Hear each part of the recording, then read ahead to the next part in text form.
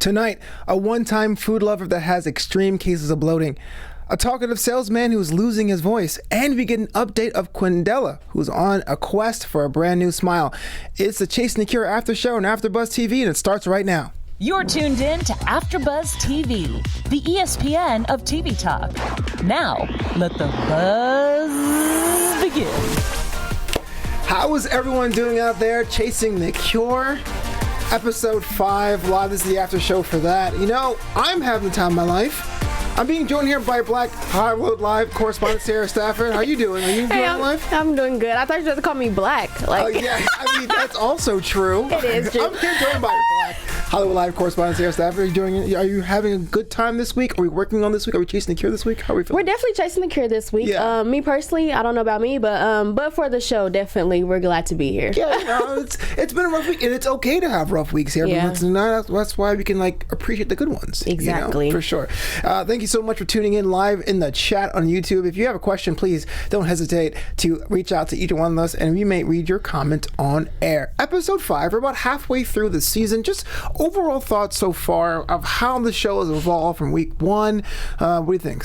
A lot of answers, like I said last week, but this time I feel like everyone we talked to or saw today we got answers, got resolutions from, and I know we're going to get more into it, so I'm not going to give it away, but that was what I liked today. We got a lot of answers resolved, a lot of cures, so I'm ready. Yeah, I mean, we were talking about this last week and how it seems a little bit less of the play of relying on the crowdsourcing thing, even though it's still there, it's still kind of an element of it. I like the fact that they're able to they've reached their balance of the Dr. War Room scenes, because there were some episodes where I felt really intense. We gotta find this cure now. And some weeks are kind of like, we don't know what's going on. Who's gonna tell what's going to work on something? But they've actually found their balance. And let's hop on Twitter. Cool. Yeah, exactly. Let's hop on Twitter. So definitely this show, we have our news segment and our tools for the cure. So stick around for that. Our first case today was about Heather. Now, Heather was someone that she said was an avid lover of food, lived out in Utah with a nice family, 3 kids.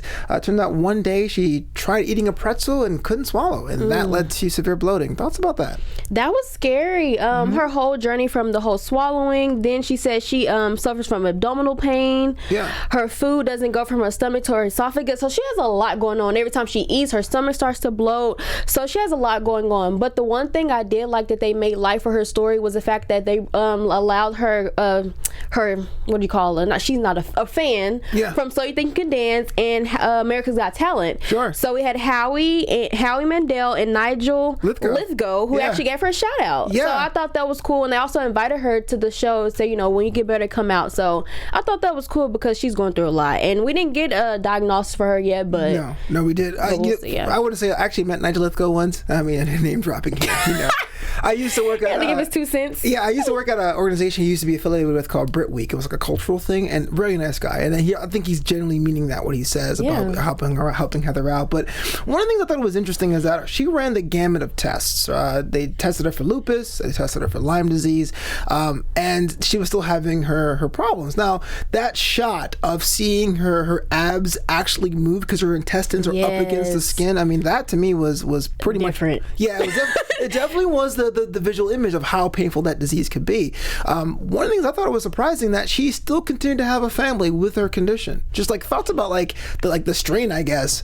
About having to still be a mom and still suffer from her condition. Are you talking about her family still being there for her, or just? She said that during her first pregnancy she had some exacerbation of her symptoms, but during her second and third pregnancy it kind of allays when she's pregnant. So she's continued to have her family even though she was suffering from this condition. Gotcha. Yeah. Because I remember for the last shot she did mention how there was complications, but she got through it, so that was a blessing for her. So I think that was cool because despite everything else, she can still have birth life. Despite what she's going through, she can still give life to her children. They can help her, even though they're still little girls. But she has her husband and their support, so that was good. But like I said, we don't know what it is yet. Yeah. We just know what she's been pre-diagnosed with, or what we know that she has going on right now. So, like I said, it's a lot. So I don't know what we're going to see. But they did say that she was diagnosed with Achalasia. Yes, Achalasia, which the food cannot move from the esophagus to the stomach, which is one of the doctors who said his mom suffered from that too. So it definitely was a personal connection, and SIBO, small intestinal bacterial overgrowth, was considered one of the possibilities, but it doesn't really solve the problem. So as we left here today, there's a team of specialists from the University of Utah that are on the case, and hopefully we find a path forward for her. Right? Yes. After that, we got ourselves an update of Quindella. Quindella, which I thought was interesting, that she's become almost the through line of this first season of Chasing the Cure. Just a little bit of a backstory. She's the influencer that beat cancer as a teenager, but because of her therapy, her teeth had decayed, and she was trying to find her new smile. Just thoughts about today's update about Quindella. I just want to say shout out to those doctors. Yeah. The doctors in Atlanta, they voluntarily gave her free service for her, or service, not a service, but they healed her teeth. Yeah. They basically replaced her root canal, and they removed the affected teeth. So although they made her huge progress, she has a beautiful new smile. They still have more work to do later on, but this is a huge start, and she left with a whole new mouth. So I was happy. Agreed. Even though the denture she had was temporary, you can tell she was already crying. Her dad was like, "Oh, I can't believe it." But I thought it was interesting that they said that, because I was sitting there thinking, how would they fix this? I thought it would be implants, but they said the jaw was already so compromised that a straight implant wouldn't work. So, they have their work cut out for them. And they said a lot wouldn't work, actually. They were actually, because in the office, they were doing the x-rays and everything, so they're like, okay, we can't do this.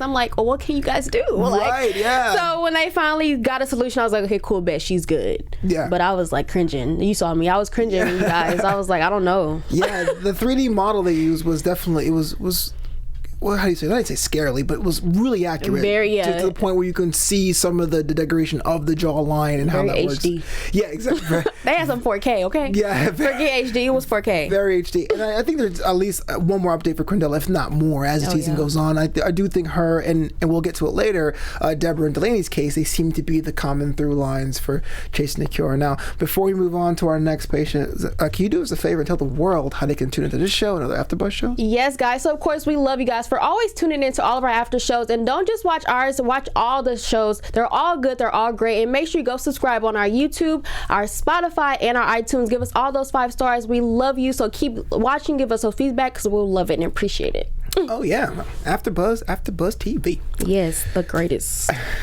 So this was the case where I had a little bit of a cringe action myself, just because of how it progressed. Sharon, an Arkansas grandmother that loves to go outside and fish and hike with her family. A vet and passed. Yeah. Oh yeah. That's pretty much what it was. And she had a small bite. She thought it was a spider bite. It was a scab. She knocked the scab over, and it turned to over 15 years of infection and growth in her legs. Just thoughts about that case.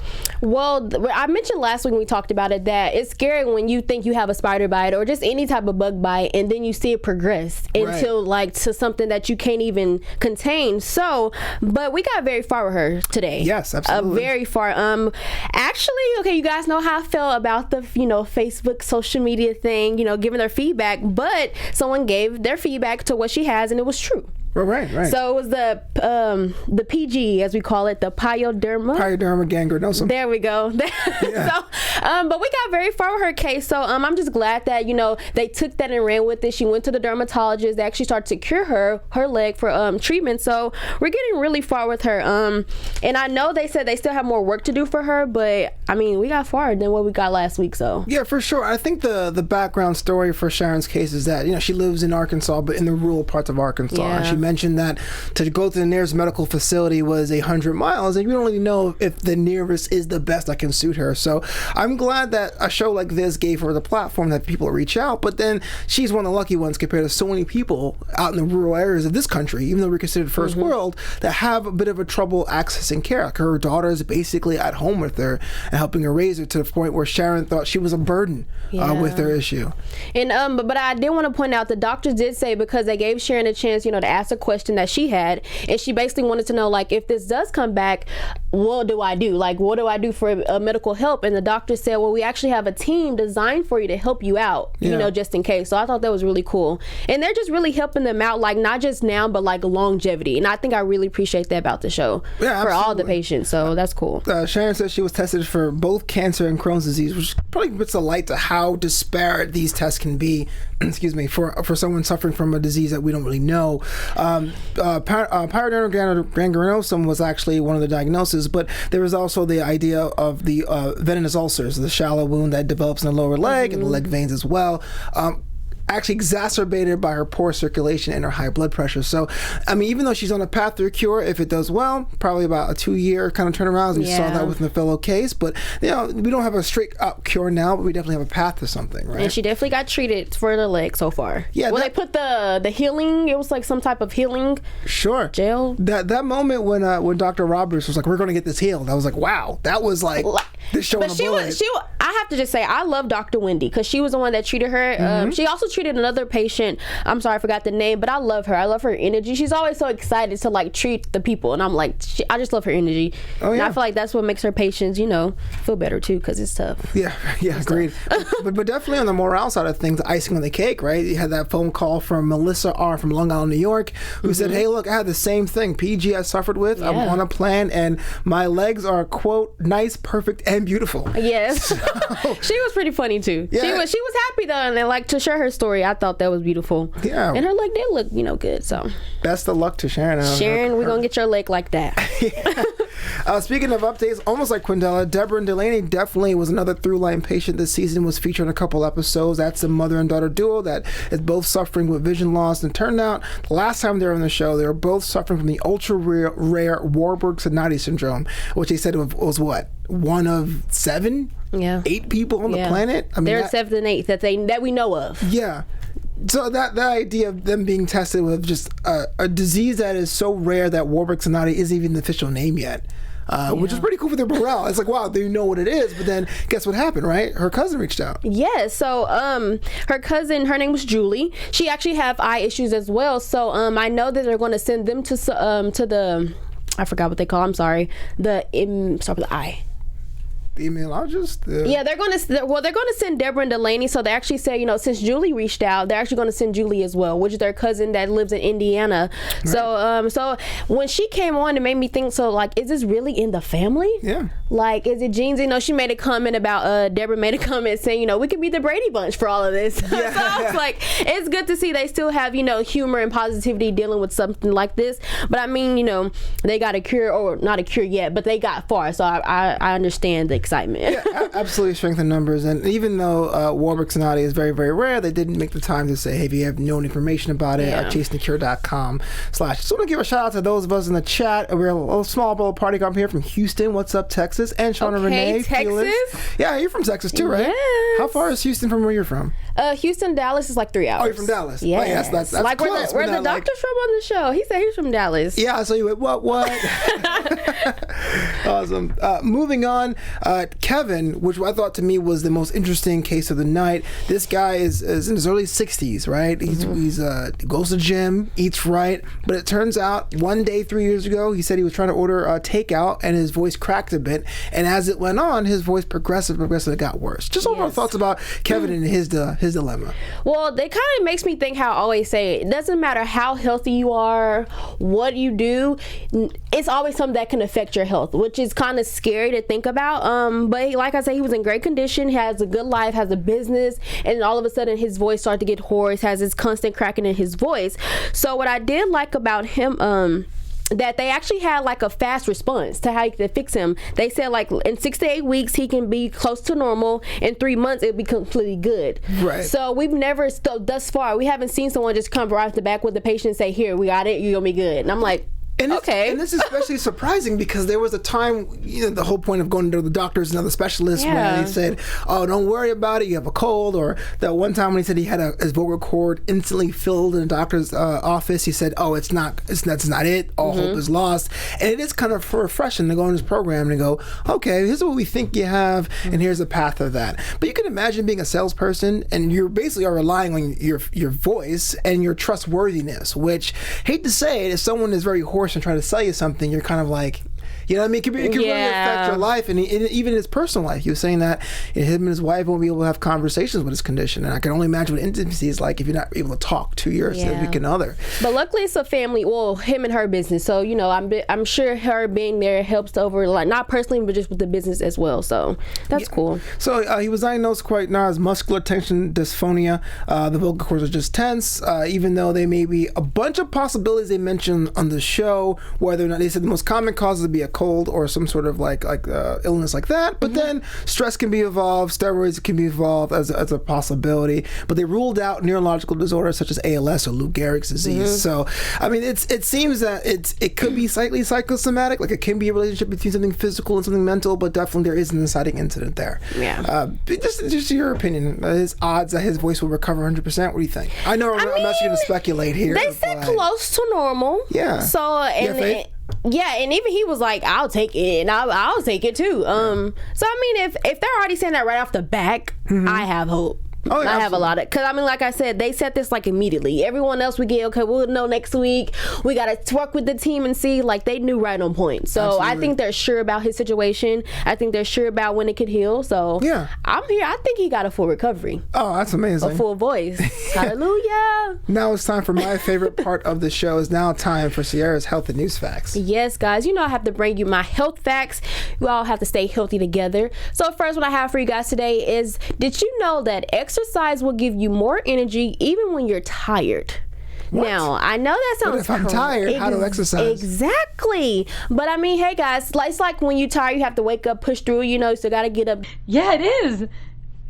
Is he like a bigger guy? This guy. Yes, he hits me up also non-stop. What did he say? Yeah, he hits me too. I just stopped. Get to work. So take this note and just, push through, go exercise and get their energy back and get that health right too. So go exercise, guys.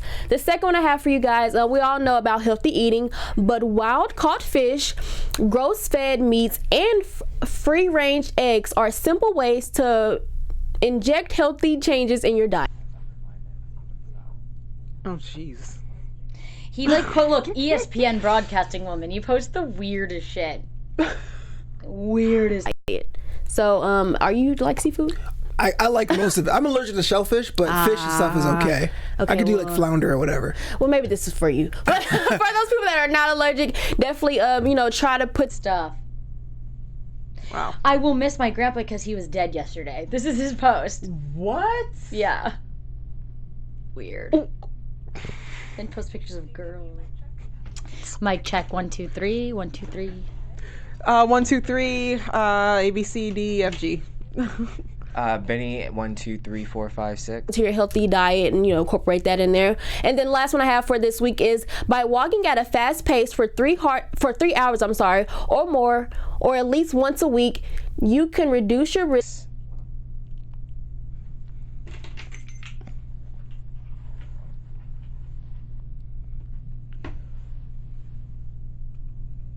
to 65%. It's true. The American Heart Association says 10,000 steps a day or 5 miles a day. Oh wow. Yeah. So guys, get to walking, okay? Yeah. Get that outdoor activity. And then here in California, we have a lot of hiking trails, a lot of outdoor activity. So my Californians, get out there. It's time. And taking a selfie on top of a mountain does not count.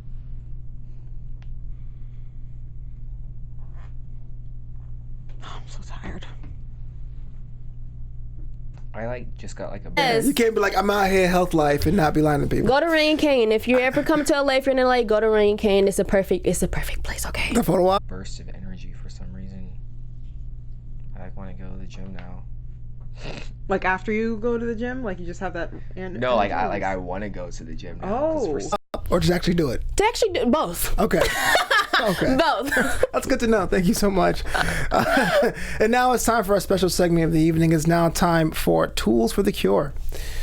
This is where we take a look at the way technology and medtech is used to help others in need. Thanks, Ryan Guy in the booth. Gotcha. Today's topic, multi-sensing glove makes the prosthetic hands more real. Check this out. Engineers from Purdue University, University of Georgia, and University of Texas have combined forces to develop a glove that can be put over existing prosthetic hands to give a more lifelike feel and the ability to sense a variety of parameters. The glove is intended to improve a user's ability to interact with others. others. The device is soft and supposedly feels like a human hand or more close to it when touched. It can measure the pressure when shaking someone's hand or grabbing objects, as well as the temperature and even hydration. It seems like one of these, an amputee will be able to tell whether someone has clammy hands or keep an eye on that person. Now, that is huge. That because is major. One of the drawbacks of prosthesis is that it doesn't feel like it's a real limb, but we're getting one step closer to actually replicating human touch, which is amazing. Honestly, I think they're doing that for a lot of the body parts. Well, that's inappropriate, but You say it like that. Yes. Because I was about to say something else, but like versatility is definitely in the mix. Oh, for sure. Absolutely. And especially those who have, whether by illness or like our military veterans, to be able to be that much closer to being restored, it's amazing. And it's funny that it's happening all the time. It's become normal. Yeah. So I feel like, them coming up with stuff like this is smart. I mean, obviously it is, but I'm ready for the world just to keep changing and growing, and all these new innovations. It's crazy. That's awesome. And that is Tools for the Cure. Look at that. That video right there just showing how it works. Yeah. It's only a matter of time till it'll be readily available for most. So moving on, this was actually a case that's teased for next week. Just your thoughts about this. Lauren, she says she was out there playing volleyball and twisted her ankle. But since then, she's almost wheelchair bound with swelling, leg pains, and mood swings with the steroid treatments. And she said that she wants to start a family, and this may be preventing that for her. Yeah, and then she mentions some weight gain, stuff of that nature too. So, like I said, we'll see more of that next week. But it's just sad because a lot of these people have young kids or want kids, you know. So that's really tough. But like I said, of course, some people have the kids that can help them. But it's sad because I'm not a parent yet, but I can just imagine what that feels like. So I don't know. I'm sad for Lauren. We'll see. It's kind of a running theme through these episodes of how most of these illnesses or diseases tend to be very sudden. There's someone who's out there working on their bike and then one day another. It makes you wonder: is anyone 100% healthy at any time? Like, that's so I said that's the scary part, because like I said, no matter how much you work out, whether you're vegan, vegetarian, whatever it is, anything could go wrong at any time. And this show has taught us that it's not just the common things that we are aware of. It can be things that we've never heard of before, things that don't even have a cure yet. It's just so crazy. So it's just best that the health tips that we do know, we just have to try our best just to take advantage of those and use those in our everyday life, because it's crazy. Yeah, and I'm not a medical professional, nor do I claim to be, but if anything I can suggest is make sure you see a doctor. Get a physical, make sure you get a checkup, make sure everything is running at 100. Every year, guys. Ladies, go get your women's checkup every year. Okay, I just got mine. Get yours. Oh, yeah, well, guys, get your guys' checkup every year. Not to be left out. Yeah, you guys, girls, old, young, big, small, go. So again, this last week tonight, we're at the halfway point in the season. Is there anything else you think that will be over the horizon you're looking forward to in this season, Chasing the Cure?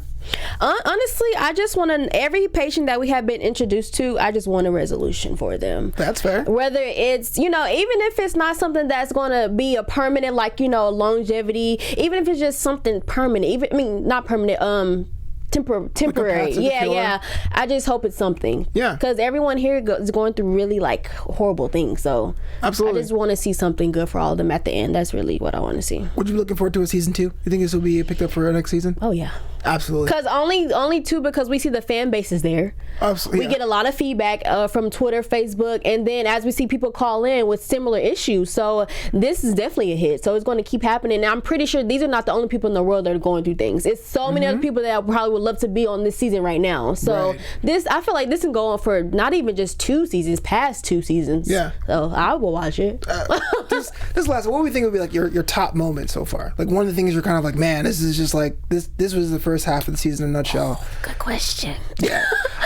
I'll start first. I feel like for me, the case of Rory being that able-bodied teacher that fell down that one time, and she was confined to her not wheelchair, but she was very limited in her range of motion. Having people come forward to donate their voice for her synthetic voice, to me that was the moment when I went, okay, I get it. This is what this show really is all about. People coming out, showing support, showing their help and guidance. Okay, mine is kind of similar. I love how, like I said, they have the people come on, whether it's a professional or just anybody to come on and give them positive feedback. And I guess for Quindella, like I said, the Atlanta doctors, they gave her free what do you call it? A treatment, I guess. Yeah. Gave her free treatment. So I thought that was pretty cool. Wow, that's amazing. So Sierra, where can the world find you on the internet? Yes, guys. So you can find me on my Instagram at Sierra B. Stafford. You can find me on my Twitter there as well. Awesome. Thank you so much for tuning in. My name is Flobo Boyce. You can follow me on Twitter at Flobo Boyce, on Instagram at Flobito, and Flobito.com. And until next time, be well. Our founder, Keven Undergaro, and me, Maria Menounos, would like to thank you for tuning in to AfterBuzz TV. Remember, we're not just the first, we're the biggest in the world, and we're the only destination for all your favorite TV shows. Whatever you crave, we've got it. So go to AfterBuzzTV.com and check out our lineup. Buzz you later. The views expressed herein are those of the hosts only and do not necessarily reflect the views of AfterBuzz TV or its owners or principals.